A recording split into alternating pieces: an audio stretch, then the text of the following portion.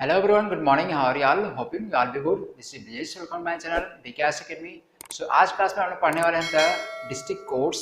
इसकी पिछली दो क्लास में हमने पढ़ा था सुप्रीम कोर्ट और हाई कोर्ट। सुप्रीम कोर्ट हमने पढ़ा था जो आपका यूनियन में पढ़ता था, फिर हमने पढ़ा था स्टेट के अंदर जिसमें आप पढ़े थे हमने हाई कोर्ट। तो हाई कोर्ट के ही अंदर कहीं न कहीं आता हमारा डिस्ट्रिक्ट कोर्ट जो लगभग हर डिस्ट्रिक्ट में होता है। तो आज हम लोग हर क्वेश्चंस जो भी डिस्ट्रिक्ट कोर्ट से रिलेटेड होते हैं उसको हल करने की कोशिश किया जाएगा और देखा जाएगा कितने इम्पोर्टेंट यहाँ से क्वेश्चंस आते हैं।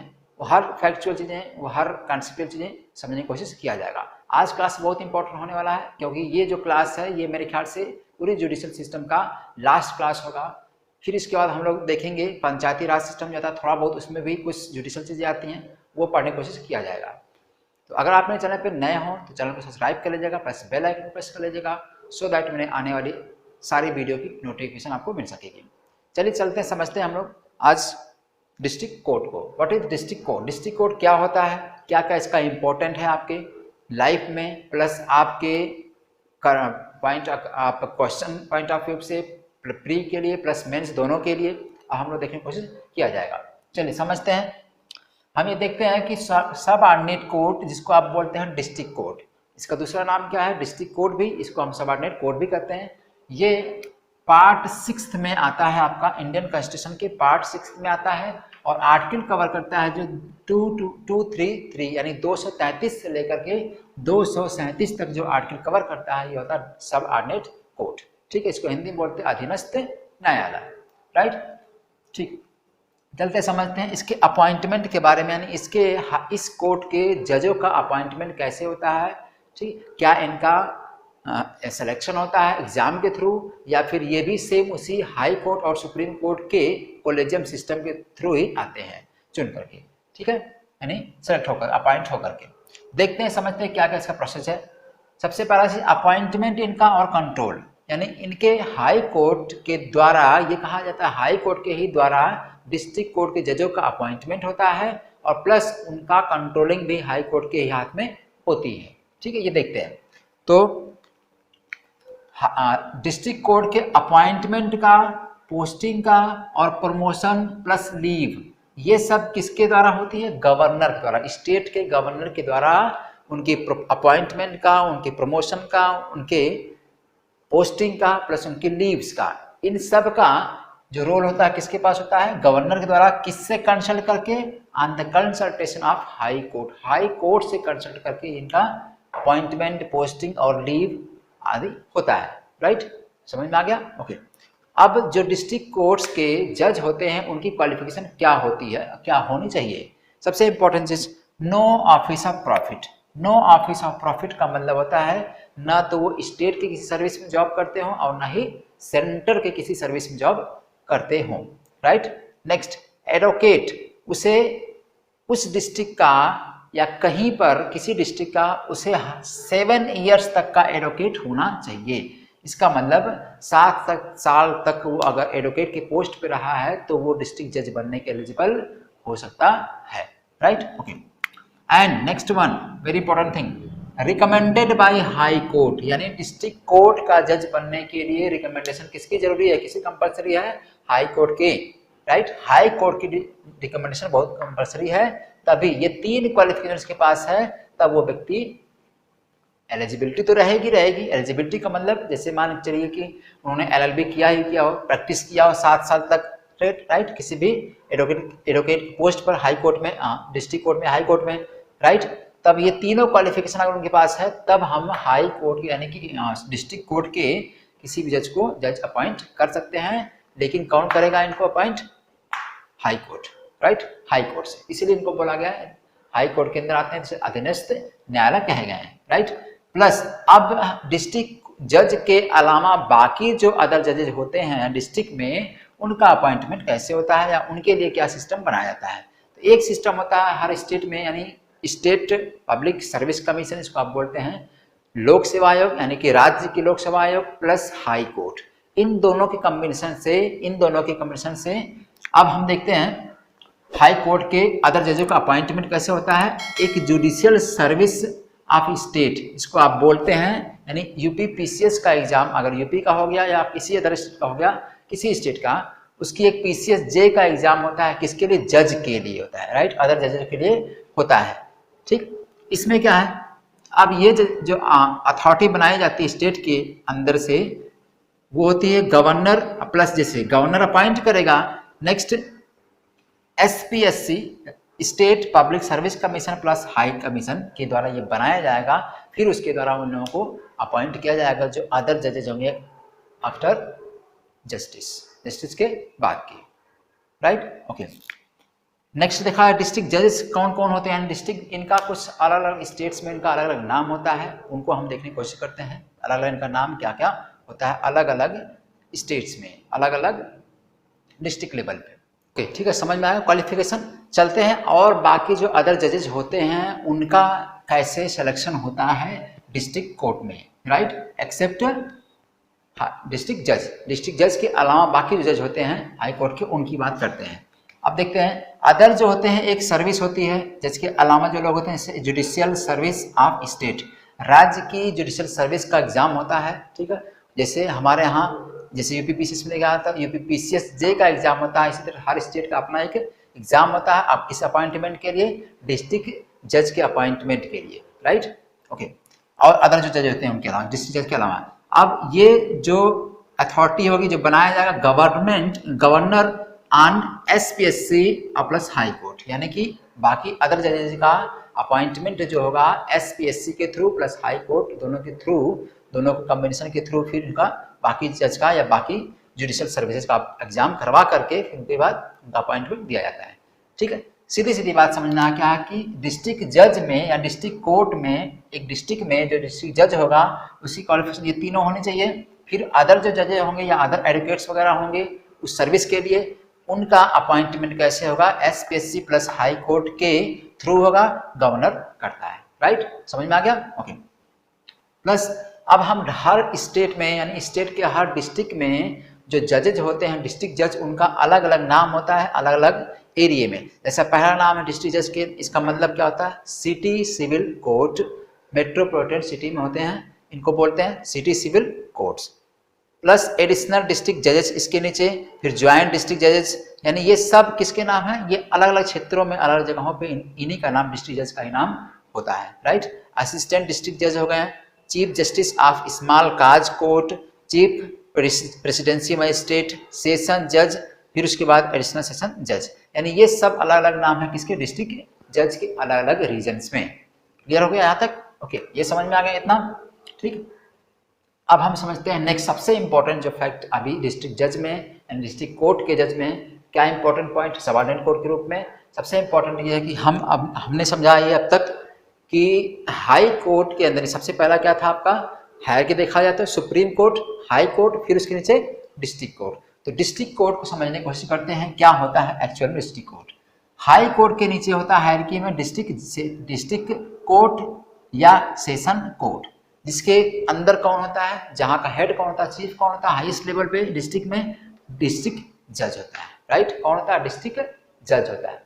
अब डिस्ट्रिक्ट जज दो साइड से होते हैं, दो साइड का मतलब इनके पास क्रिमिनल और सिविल केस दोनों पावर होती है, राइट। तो सिविल केस में हम देखते हैं सिविल केस के साइड में कौन क्या होता है, नाम अलग अलग खाली चेंज है। देखिए सिविल केस में होता है सब ऑर्डिनेट जज कहलाता है, क्रिमिनल केस साइड में जो होता है उसको बोलते हैं chief judicial magistrate, chief judicial magistrate, ठीक है। सिविल साइड में हम देखेंगे सब ऑर्डिनेट जज इसको कहते हैं, और क्रिमिनल साइड में जो क्रिमिनल केस लड़ता है उसको बोलते हैं चीफ जुडिशियल मजिस्ट्रेट।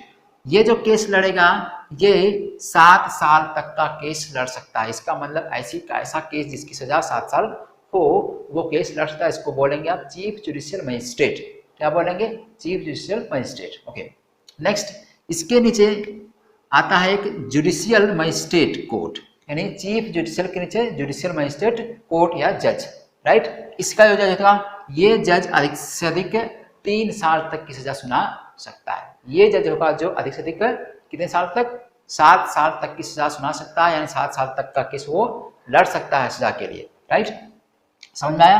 यानी डिस्ट्रिक्ट जज या सेशन जज, इसमें हम 2 टाइप पढ़ेंगे। एक साइड पढ़ेंगे सिविल केसेस वाले मैटर्स, एक साइड पढ़ेंगे क्रिमिनल केसेस बाय मैटर। तो क्रिमिनल केस में पहला जो होता है नंबर 1, फर्स्ट नंबर पर तो आपका डिस्ट्रिक्ट जज ही हो गया, सेकेंड नंबर पर जो होगा वो होगा आपका chief judicial magistrate, and third number पर जो होगा वो होगा आपका जुडिशियल मजिस्ट्रेट कोर्ट, यानी जुडिशियल मजिस्ट्रेट जज, जो 3 साल तक का केस लड़ता है। ठीक है, तो क्रिमिनल में सबसे लोएस्ट कौन हो जाएगा? चीफ जुडिशियल मजिस्ट्रेट जज, राइट। इधर हम देखेंगे सिविल वाले मैटर में, तो पहले नंबर पड़ेगा आपका डिस्ट्रिक्ट जज, सेम है यही चीज।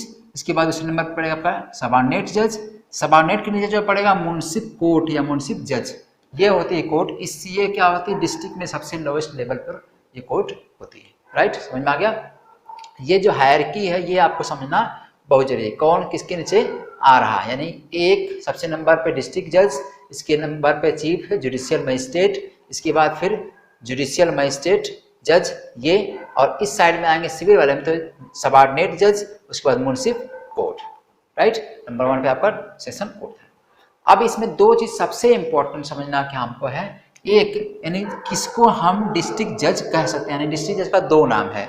एक नाम समझना हमको है कि जब डिस्ट्रिक्ट जज ऐसे केस डील्स करता है, यानी जब वो क्रिमिनल केस को डील करेगा तो हम उसको क्या बोलेंगे? सेशन जज। सिंपल चीज, एक शब्द में, जब डिस्ट्रिक्ट जज क्रिमिनल केस को अटेंड करेगा या डील करेगा तो हम उसी जज को हम क्या बोलेंगे? सेशन जज, राइट। नेक्स्ट, और जब वह ऐसे केस को डील करेगा जो सिविल मैटर्स वाले होंगे, सिविल केस के होंगे, तो अब हम उसको क्या बोलेंगे? डिस्ट्रिक्ट जज। वेरी इंपॉर्टेंट, ये दोनों चीजें आपकी बहुत इंपॉर्टेंट हैं कि जब वही, यानी कि सेम चीज यहाँ मैंने लिखा है कि डिस्ट्रिक्ट जज या सेशन जज। तो सेशन जज कब कहेंगे? जब वो व्यक्ति यानी जज क्रिमिनल केस लड़ेगा तो उसको सेशन जज कहेंगे, और जब वह सिविल केस लड़ेगा तो उसको हम डिस्ट्रिक्ट जज कहेंगे। क्लियर हो गया? ओके, नेक्स्ट चला जाए आगे। कुछ पावर्स वगैरह होती हैं डिस्ट्रिक्ट जज के, वो समझते हैं। सबसे इंपॉर्टेंट पावर है जुडिशियल पावर तो है ही, एडमिनिस्ट्रेटिव भी पावर होती है। ठीक है, एक डिस्ट्रिक्ट जज की एडमिनिस्ट्रेटिव भी पावर होती है, सुपरवाइजरी पावर होती है। किसके रिलेटेड में? यानी सुपरवाइजरी पावर किसके? इसके नीचे जो ये और ये लोग हैं इनको सुपरवाइज किया जाएगा किसके थ्रू? डिस्ट्रिक्ट जज के थ्रू। तो सुपरवाइजरी पावर किसे? Subordinate court. इसके अंदर कोर्ट कौन से? ये सब हैं, इनको ये सुपरवाइजरी पावर होती है डिस्ट्रिक्ट जज के पास, राइट। ओके, दूसरा, इनके पास एक ऐसी पावर होती है, डिस्ट्रिक्ट जज के पास ऐसी पावर होती है कि डेथ सेंटेंस भी सुना सकते हैं, लेकिन हाई कोर्ट के पास, यानी हाई कोर्ट ही पास करेगा कि डेथ सेंटेंस को दिया जाए ना जी, फाइनल डिसीजन किसका होगा? हाई कोर्ट का होगा। लेकिन इनके पास पावर है कि डेथ सेंटेंस किसी को दे सकते हैं। सबसे इंपॉर्टेंट क्वेश्चन पीटी के लिए आपको बन सकता है। नेक्स्ट, लाइफ इम्प्रिजनमेंट करने का इनके पास पावर है, यानी किसी व्यक्ति को जीवन कारावास की सजा सुना सकते हैं। मौत की सजा यानी डेथ सेंटेंस भी दे सकते हैं और जीवन कारावास भी दे सकते हैं। लेकिन डेथ सेंटेंस में क्या रखना है आप कि हाई कोर्ट के द्वारा पास होगा वो, तब जाकर इनको डेथ सेंटेंस दिया जाएगा, राइट। ओके, अब सबसे इंपॉर्टेंट एक नया वर्ड आता है, नया टर्म आता है नालसा का। नालसा एक शब्द है, समझेंगे। नालसा को पार्लियामेंट के एक्ट के द्वारा बनाया गया था। इसका पूरा फुल फॉर्म है नेशनल लीगल सर्विस अथॉरिटी, यानी एक ऐसी सर्विस होगी जो किसी को, यानी कि जो भी लोअर क्लास के लोग हैं, जो पुअर पीपुल हैं या जो वीकर सेक्शन समाज के हैं, सोसाइटी के हैं, कंट्री के हैं, स्टेट के हैं या डिस्ट्रिक्ट के हैं, उनको एक लीगल सर्विस दी जाएगी, एक फ्री और लीगल सर्विस प्रोवाइड की जाएगी, राइट। इसको लाया गया था पार्लियामेंट के थ्रू, बनाया गया था इस एक्ट को 1987 में बनाया गया था। लेकिन इनफोर्स कब हुआ है? 9 नवंबर 1995 को इसका इन्फोर्समेंट कब हुआ है, यानी इसको लागू कब किया गया था? 9 नवंबर 1995, राइट। क्लियर है? अब समझते हैं कुछ आर्टिकल रिलेटेड चीजें। आर्टिकल 390A मतलब 39A में ये बात कही गई है। जब आप पढ़ेंगे डीपीएसपी को तो आप देखेंगे 39A में क्या है। ये आपका डीपीएसपी के थ्रू है। इसमें कहता है free and legal aid to the poor and weaker section of the state. State के पुअर और वीकर सेक्शन की जो पीपुल हैं, जो लोग हैं, उनको फ्री, स्वतंत्र और लीगल एड दी जाएगी, राइट। नेक्स्ट, एक आर्टिकल और आपका देखना है, 2 आर्टिकल इसमें है, आर्टिकल 14 एंड आर्टिकल 22 का 1। आर्टिकल 14 और आर्टिकल 22 का 1। यहाँ पर आर्टिकल याद रखना है, आर्टिकल 39A राइट, डीपीसी के थ्रू अंदर है, और ये आपका फंडामेंटल राइट के अंदर है, ये आपका फंडामेंटल राइट के अंदर है, और ये आपका डीपीएसपी के अंदर है। दोनों को आपको याद रखना, आर्टिकल इससे रिलेटेड, नालसा से रिलेटेड, ये प्री क्वेश्चन आते हैं, ये बहुत इंपॉर्टेंट पॉइंट भी है। ठीक है, इसमें दो बात कही गई थी। एक है आर्टिकल 14 में ये कहा गया इक्वलिटी बिफोर लॉ, इसका मतलब होता है कि लॉ, कानून सबके लिए समान होगा, राइट, या कानून के लिए सब लोग समान होंगे, यानी एक समान कानून सबके लिए बनाया जाएगा, यानी कानून सबके लिए बनाया जाएगा और सबके लिए अवेलेबल होगा, राइट। ये कहाँ कहा गया है? आर्टिकल 14 में। Next, equal opportunity to all, दूसरी बात कही गई है इक्वल अपॉर्चुनिटी टू ऑल, किसमें? आर्टिकल 22(1) में कही गई हर किसी के लिए अपॉर्चुनिटी है, यानी आपका कॉन्स्टिट्यूशन हम सबको, हर किसी को, चाहे वीकर हो, चाहे गरीब हो, चाहे अमीर हो, कोई भी व्यक्ति हो, हर किसी को इक्वल अपॉर्चुनिटी प्रोवाइड करता है, राइट। क्लियर हो गया? समझ में आ गया दोनों आर्टिकल? 3 आर्टिकल आपको याद रखना है। यहाँ से नालसा से रिलेटेड जो है 95 में इसका इन्फोर्समेंट किया गया था, 87 में आया था पार्लियामेंट, सेंट्रल पार्लियामेंट थ्रू बनाया गया था इस एक्ट को। इसका नाम क्या है? नेशनल लीगल सर्विस अथॉरिटी, इसको बनाया गया था। इसमें 2 आर्टिकल याद रखना है, 39A, और फिर उसके बाद आर्टिकल याद रखना है 14, 14 और 22(1), जो फंडामेंटल राइट से रिलेटेड है, और ये आपका डीपीएसपी से रिलेटेड है। ठीक है, समझ में आ गया पॉइंट? ओके। अब इसका उद्देश्य क्या था? सिंपल सी बात है, मैंने अभी बताया आपको कि free and legal aid to the poor and weaker section on equal opportunity base, यानी इक्वल अपॉर्चुनिटी बेस, समान अधिकार सबको मिले, समान अवसर सबको मिले, उस बेस पे सबको फ्री और लीगल, कानूनी स्वतंत्र और कानूनी सहायता मिलेगी, किसको? पुअर और वीकर सेक्शन, राइट। क्लियर हो गया? ये इसका उद्देश्य था इस नालसा को बनाने का, राइट। अब इसका इस्टेब्लिशमेंट जो हुआ था होगा, ये हर स्टेट में होगा, यानी हर स्टेट के हाई कोर्ट के थ्रू हर स्टेट में होगा। किसका? नालसा। नालसा इस जैसे अधिनियम का, इस चीज का एस्टेब्लिशमेंट जो होगा वो हर स्टेट में होगा हाई कोर्ट के थ्रू, और हर तालुके में, हर लोक अदालत में, ठीक, हर जगह पे होगा, स्टेट में सब जगह पे होगा। इस तरह की एक्ट का अप्लाई, राइट। एलिजिबिलिटी, यानी कौन व्यक्ति इसके थ्रू एलिजिबल होगा, जिसको नालसा के through aid and legal advice या लीगल एड दिया जाएगा, राइट। ओके, कौन कौन होगा? Women, children, SC STs, industrial workman, victims of disaster, disaster मतलब नेचुरल डिजास्टर, जैसे फ्लड हो गया, सुनामी हो गया, ठीक, इस तरह से कोई डिजास्टर होगी, उसके थ्रू जो कोई भी व्यक्ति विक्टिम होगा उसको यहाँ से लीगल एड मिलेगी।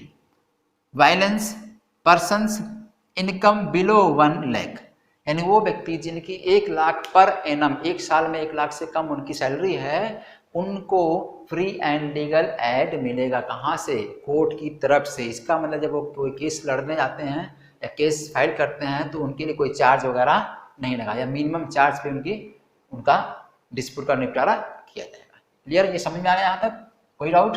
ठीक है, लेकिन थोड़ा सा एक बार रिकअप करके क्या क्या हमने पढ़ा। हाई कोर्ट में हमने देखा सुप्रीम कोर्ट, हाई कोर्ट, उसके बाद डिस्ट्रिक्ट कोर्ट। डिस्ट्रिक्ट कोर्ट में हमने देखा कि यहाँ पार्ट 5 में, ये 6 में है, अपॉइंटमेंट, पोस्टिंग, प्रमोशन, लीव, ये सब गवर्नर करेगा। किसके कंसल्ट पे? हाई कोर्ट के कंसल्ट पे। क्वालिफिकेशन हमने देखा कि डिस्ट्रिक्ट जज का क्वालिफिकेशन क्या होना चाहिए? Office of profit, no office of profit, advocate हो 7 साल तक वो लगातार। फिर उसके बाद उसका रिकमेंडेशन हाई कोर्ट से किया गया है डिस्ट्रिक्ट जज बनाए जाने के लिए। प्लस अदर जो जजेज होते हैं, अदर जो सर्विसेज होती हैं, वो PCS जज का एग्जाम, यानी जो स्टेट पब्लिक सर्विस कमीशन होता है वो, प्लस हाई कोर्ट, ये सब मिलकर एग्जाम करवाते हैं, उसके थ्रू उनका अपॉइंटमेंट किया था, जो डिस्ट्रिक्ट जज के अलावा बाकी जुडिशियल्स होते हैं उनका, राइट।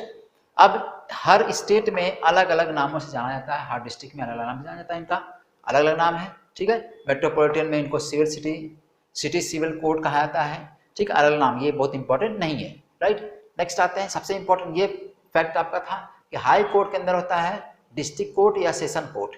तो सिविल केस वाले लड़ने के अंदर जो होता है उसको बोलते हैं सब ऑर्डिनेट जज। उसके नीचे आता है लोअर लेवल पर तो मुंसिफ कोर्ट होता है। इधर आएंगे क्रिमिनल वाले केस में तो chief justice, chief judicial magistrate होगा। ये केस मैक्सिमम 7 साल तक का केस किसा सुना सकता है, राइट। इसके नीचे होता है जो जुडिशियल मजिस्ट्रेट कोर्ट, यानी जुडिशियल मजिस्ट्रेट जज होता है, ये मैक्सिमम 3 साल तक किसा सुना सकता है, ठीक है। तो फर्स्ट स्टेज पे डिस्ट्रिक्ट जज और दूसरे स्टेज पे यहाँ पे चीफ जस्टिस मजिस्ट्रेट, यहाँ पे जस्टिस मजिस्ट्रेट, राइट। इधर में सबऑर्डिनेट जज और यहाँ मुंसिफ जज, राइट। अब इसमें समझना कि जो डिस्ट्रिक्ट जज होता है इसके पास इसको दो नाम से कहते हैं, पुकारते हैं, जानते हैं, एक डिस्ट्रिक्ट जज और एक सेशन जज। तो जब वो कोई केस ऐसा केस जो क्रिमिनल केस है, मर्डर वाला केस है, वो डील करेगा तो उसको हम सेशन जज कहेंगे, ठीक, उसी डिस्ट्रिक्ट जज को, ठीक है। और जब वो केस कोई सिविल केस लड़ेगा तो हम उसको कहेंगे डिस्ट्रिक्ट जज, राइट।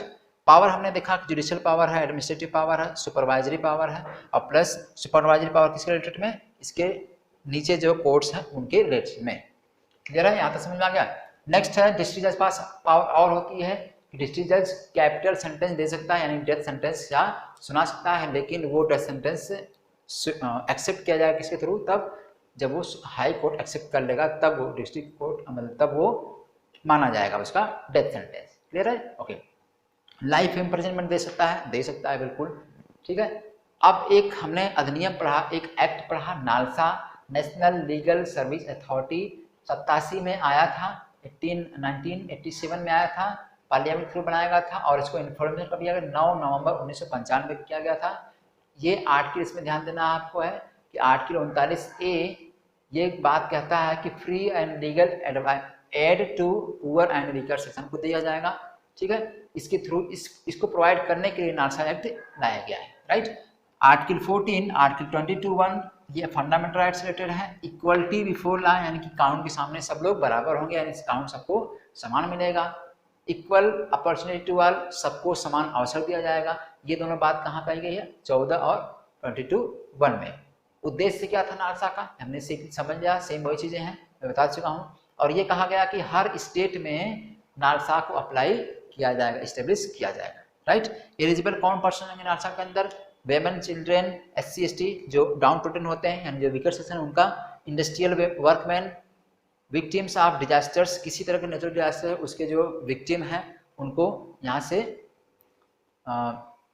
निपटारा किया जाएगा, उनके प्रॉब्लम का, केस का।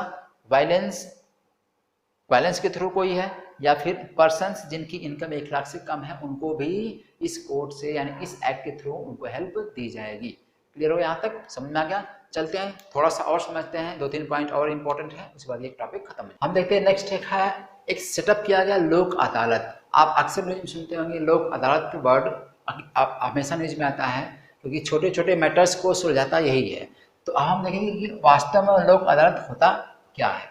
ये एक्चुअल में एक फोरम होता है। फोरम का मतलब क्या होता है कि अगर दो लोगों के बीच डिस्प्यूट है तो दोनों लोगों को कोर्ट में जाने से पहले ही एक जगह बुलाया जाएगा और उनको कंप्रोमाइज करके उस प्रॉब्लम को या उस डिस्प्यूट को सुलझाने की कोशिश की जाएगी। इसीलिए हर जगह पे लोक अदालत शुरू की गई, ठीक है। धीरे धीरे हर स्टेट में, हर राज्यों में, प्लस हर डिस्ट्रिक्ट में, गांव लेवल तक हर जगह पे इसको सेटअप करने की कोशिश की गई थी। अब समझते हैं ये है क्या वास्तव में। लोक अदालत एक फोरम है। पीपुल्स कोर्ट, इसको हम सेकंड नाम से पीपुल्स कोर्ट भी कहते हैं, लोगों की अदालत, लोगों की अदालत या लोक अदालत भी कहते हैं, राइट। सिंपल चीज, based on Gandhian principle, Gandhi ji के प्रिंसिपल पे बेस्ड है। कौन सी लोक अदालत, ठीक है। क्या लोक अदालत उन्होंने क्या कहा था, उन्होंने कहा था प्रिंसिपल का मतलब कि किसी देश की सबसे डाउन टोटल जो जनसंख्या है, सबसे निचली स्तर की जो जनसंख्या है, उसको भी न्याय मिलना चाहिए। इनका उद्देश्य वही था, इसका गांधी जी का। तो उनके उद्देश्य पे, उनके प्रिंसिपल पे इस लोक अदालत को सेटअप किया गया था, फोरम को बनाया गया था, right. Okay, case is compromised before bringing them into the court, यानी कि कोई भी केस कोर्ट में आने से पहले ही उसको बाहर, कोर्ट के बाहर ही समझौते से, एक वर्ड याद रखिएगा इसमें, समझौता। यही बात आगे चल करके फिर इसी का समझौते पे प्रॉब्लम होती है, क्योंकि ये कोई केस ऐसा नहीं कि आज के समय में क्या है कि कोई जब तक कोर्ट नहीं पहुंचता है इंसान तब तक उसको समझ में नहीं आता है कोई चीज़, लगता है उसको निर्णय साथ या उसके साथ न्याय नहीं हुआ है। इसीलिए ये बाद में जाके थोड़ा सा फेल्ड हो गया, क्या, लोक अदालत वर्ड, ठीक। तो हम समझेंगे कि इसमें जो कंप्रोमाइज वर्ड है इसको ध्यान देना है कि दो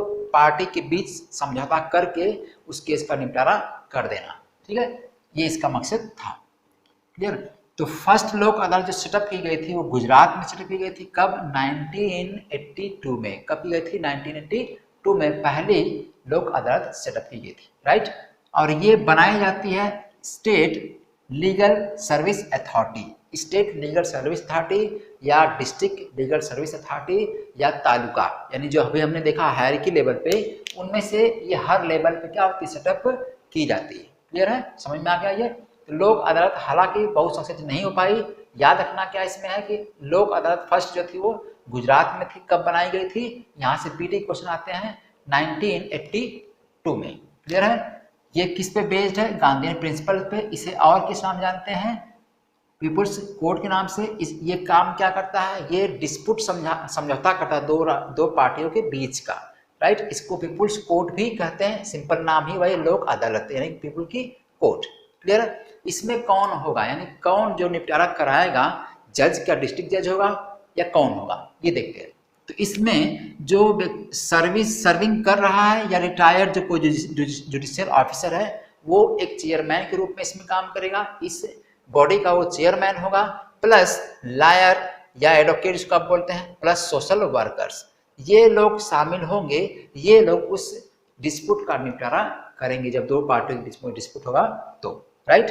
तो ये लोग एक एजेंसी हो गई यानी एक फोरम हो गया। ये लोग किसी दो पार्टियों के बीच का निपटारा करेंगे बाय कंप्रोमाइज, समझौता करवा करके, राइट। ओके, अब ये कौन कौन से केस इस कोर्ट में लाए जा सकते हैं?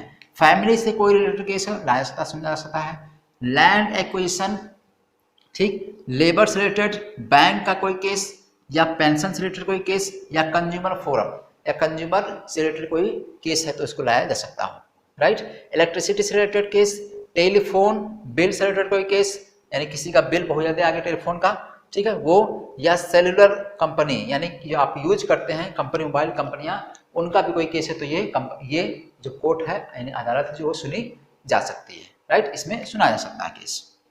क्लियर है? ये समझ में आ गया? तो ये बहुत ही याद नहीं रखना है आपको, क्या क्या चीज़ें सुनी जा सकती हैं, ये बहुत इंपॉर्टेंट नहीं है। अब ये चीज़ सेटअप की गई थी क्या? लोक अदालत, ये बहुत सक्सेस नहीं हो पाई है। क्यों? क्योंकि ये कंप्रोमाइज की वजह से, हर कोई सेटिस्फाई कंप्रोमाइज से नहीं होता है, इसी वजह से ये बहुत ज़्यादा वर्क नहीं कर पाई। तो फिर इसके ही जगह पर एक सिस्टम लाया गया क्या? परमानेंट लोक अदालत। उसको ही अमेंड करके, कौन से अमेंडमेंट हुआ था? परमानेंट लोक अदालत यानी कि ये जो लीगल सर्विस अथॉरिटी एक्ट 1987 था, इसके थ्रू आप लोक अदालत को एस्टेब्लिश कर रहे थे, उसको अमेंड करके फिर वहां पे ला क्या दिया गया? परमानेंट लोक अदालत। क्लियर है? ओके, समझ में आ गया इतना? तो हालांकि ये फिर वही चीज़, सेम चीज़ यहाँ पे क्या है? परमानेंट लोक अदालत में भी यही चीज़ सब कुछ है, बस कोशिश की गई कंप्रोमाइज करा करके या कंप्रोमाइज कराने के अलावा कुछ और इस पे स्टेप लिया जाए ताकि सबको सेटिस्फेक्शन हो जाए, ठीक है। तो उतना डीप में नहीं है, समझ में आ गया।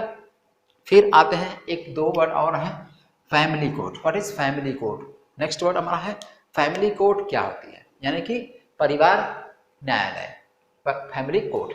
इसको लाया गया था फैमिली कोर्ट एक्ट पार्लियामेंट से बनाया गया था 1984 में। 1984 में फैमिली कोर्ट एक्ट के थ्रू इसको बनाया गया था, ठीक, इस्टेब्लिश किया गया। ये हर राज्यों में इस्टेब्लिश होगा, यानी राज्य के द्वारा ये इस्टेब्लिश किया जाएगा। किसके कंसल्ट पे? हाई कोर्ट के कंसल्ट पे इसको बनाया जाएगा, राइट। कौन बनाएगा? State government. Clear? In every city या इन एवरी टाउन जहाँ की पॉपुलेशन 1 मिलियन हो, जहाँ की पॉपुलेशन 1 लाख हो, 1 लाख तक की हो, तो वहाँ पे एक फैमिली कोर्ट बनाई जाएगी। क्लियर हो गया? सिंपल चीज। क्या याद रखना फैमिली कोर्ट में? बहुत इंपॉर्टेंट पॉइंट है ये फैमिली कोर्ट अधिनियम एक्ट जो आया था, फैमिली कोर्ट अधिनियम एक्ट 1984 स्टेट गवर्नमेंट करेगी, हाई कोर्ट की कंसल्ट पे स्टेब्लिश करेगी, और हर सिटी में, हर टाउन में जहाँ की पॉपुलेशन 10 लाख तक हो, राइट। टोटल प्रेजेंट टाइम में देखेंगे तो टोटल फैमिली कोर्ट कितने हैं इसमें? ये न्यू डेटा है 718, यानी 718 इसकी टोटल फैमिली कोर्ट है पूरी इंडिया में, ऑल इंडिया में, राइट। ओके, ये केस कौन कौन सुनाया जाता है? सिंपल सी बात, नाम से आपको पता चल रहा होगा कि फैमिली कोर्ट है, यानी कि फैमिली के डिस्प्यूट, जैसे फैमिली पति पत्नी झगड़ा कर लिए हैं या उनके बीच में मैरिज से रिलेटेड कोई प्रॉब्लम हो गया, जैसे डाइवर्स हो गया, ठीक है, तो इस तरह केसेस इस फैमिली कोर्ट में सुने जाएंगे, राइट। ओके, अब नेक्स्ट एक चीज़ और इम्पोर्टेंट है, ग्राम न्यायालय, वेरी इंपॉर्टेंट पॉइंट। ग्राम न्यायालय क्या होता है? ग्राम न्यायालय ये भी एक अधिनियम लाया गया 2008 में, ग्राम न्यायालय एक्ट 2008। 2008 में एक अधिनियम आया था, इसके थ्रू इसको लाया गया था, एक्ट को लाया गया था। ये सेटअप कौन करेगा? इसको भी स्टेट ही करेगा। यहाँ पे भी स्टेट ही कर रहा था, ये भी स्टेट ही कर रहा है, राइट। ये क्या कहलाएगा? इसको बोला गया ग्रास रूट लेवल पे सबसे अच्छा न्याय, यानी कि ग्राम लेवल पे, इसका नाम ही है ग्राम न्यायालय। ग्राम लेवल पे, पंचायत लेवल पे एक ऐसा न्यायालय होगा सबसे लोवेस्ट लेवल पे, उसको बोला गया ग्राम न्यायालय, राइट। ये इसका सेटअप हर पंचायत में होगा। आपके गांव में पंचायत होगी, उस पंचायत में ग्राम न्यायालय आपने देखा होगा, एक हाउस बना होता है, उस तरह का सेटअप हर गांव में, हर पंचायत में ग्राम न्यायालय सेटअप किया जाएगा, ठीक। इसमें दोनों तरह के केसेस देखे जा सकेंगे। कौन कौन से? सिविल केसेस और क्रिमिनल केसेस, दोनों केसेस यहाँ पे देखे जा सकते हैं, राइट, ओके। अब सेंट्रल गवर्नमेंट ने एक उम्मीद की थी कि पूरे ऑल इंडिया लेवल पे कम से कम 5000 ग्राम न्यायालय को बनाया जाएगा, लेकिन प्रेजेंट टाइम में अभी जो ग्राम न्यायालय पूरे ऑल इंडिया में है वो 476 है। 2022 के डेटा के अकॉर्डिंग अभी तक 476 ग्राम न्यायालय ही सेटअप किए जा सके हैं, राइट, क्लियर है, ओके। अब उसके बाद प्लस ऑपरेशनल जो है 257, टोटल 257 इसमें ग्राम न्यायालय ऑपरेशनल है, यानी काम कर रहे हैं, अभी वर्किंग है उनका, और 476 हो चुके हैं, मतलब काम उनका कंप्लीट हो चुका है, स्टेब्लिश हो चुके हैं, और 257 जितने अभी ऑपरेशनल हैं, राइट, क्लियर हो गया। कुल बात कितने की कही गई है? 5000 ग्राम न्यायालय सेटअप करने की, समझ में आ गया, ओके। तो फिर थोड़ा सा देख लेते हैं, ये हमने पहले पढ़ लिया था, कोई दिक्कत नहीं। लोक अदालत आपने समझ लिया, एक फोरम केवल है, ये आपको यहाँ पे नोट कर लेना है, ठीक है, ओके। इसमें कौन कौन, यानी इस लोक अदालत में कौन डिस्प्यूट निपटारा करेगा वो देखना है, कौन कौन से केस सुने जा सकते हैं ये। फिर इसके बाद ये बहुत सक्सेसफुल नहीं रहा क्योंकि कंप्रोमाइज था केवल इसमें। इसके बाद फिर लाया गया परमानेंट लोक अदालत अमेंडमेंट करके। फिर उसके बाद फैमिली कोर्ट, आपको पढ़ना फैमिली कोर्ट किसे कहते हैं, इससे कुछ कुछ फैक्ट्स हैं, इसको नोट कर लेना है। ग्राम न्यायालय क्या होता है, ग्राम न्यायालय में कौन कौन से फैक्ट है, इसको नोट कर लेना है। अब जब आप पढ़ा करिए, क्लास देखा करिए, तो कॉपी पेन लेकर के बैठिए, उसमें जैसे जैसे मैं चीज़ें लिख रहा हूँ, जैसे जैसे बना रहा हूँ, ठीक उसी तरह से आप अपनी कॉपी पे भी नोट बनाया करिए। इससे क्या होगा कि आपको जैसे नोट बनाए रहेंगे, तो आप जब वीडियो देख के बनाएंगे तो आप कभी अपना नोट पढ़ेंगे तो आपको वीडियो भी रिकॉल होगी, समझ में भी चीज़ें आएंगी, राइट।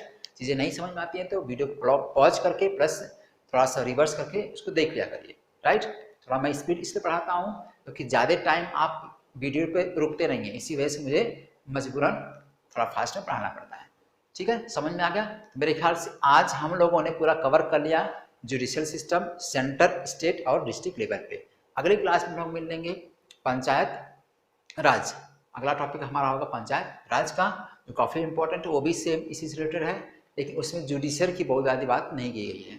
तो पंचायत राज को लेकर हम लोग अगले वीडियो में मिलेंगे, तब तक के लिए thank you so much, god bless you all, see you soon.